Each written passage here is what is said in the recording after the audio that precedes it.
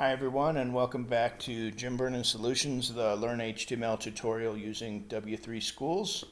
We're in the HTML formatting chapter and we just stopped with the emphasis tag, and we'll pick up here with the small element or tag. If we put it in, we see that the font gets a little smaller. Not a big surprise, right? So inside the small tag, I just want to point out once again that we don't necessarily need to we don't need to enclose an entire paragraph. We can enclose part of a paragraph, and that's how it'll just display the small part of the paragraph in the smaller text. Okay, coming back in, the next tag is the mark element, and we're going to see that if we use the try it yourself, it's kind of like a highlighted text, right?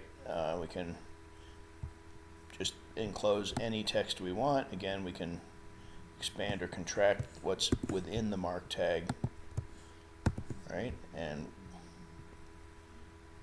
oops, I forgot to kind of didn't copy the greater than sign as part of the tag, so this is going to work until I do that. And now if I run it, it's buy milk instead of don't forget to buy milk.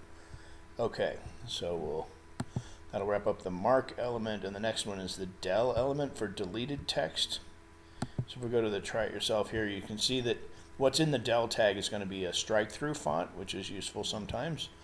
Although for most purposes, I don't know that most people would be sharing documents in HTML as a way of marking them up for each other, typically. Okay, so that's the del tag. And that's followed by the INS, which we can use for inserted text. And so we can kind of look at that last example where we have the blue is in the del tag, so it's got strike through, and now if we put ints around the red, basically it does underlining, right? And so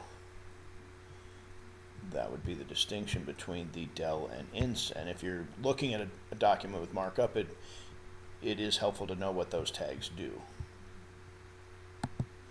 Alright, after the insert, we've got the sub and sup elements. Alright, so the try it yourself on sub, you can get subscripted text, right? And again, not a whole lot to show here. Same thing with the sup element, only that's going to do superscripted text, right? So I added a bunch of text around these to show how the tags influence the line spacing. So in each case, when you do superscripted or subscripted text, you can see that the superscripted text means that the line spacing from the line above the passage or from the line above the superscripting will actually have slightly wider or taller spacing, however you want to call it. And the same thing is true of subscripted with respect to the text that falls below it. And I don't think that was obvious from the initial demo. Okay, and let's see, we've got some exercises left. We'll cover those in a wrap-up video.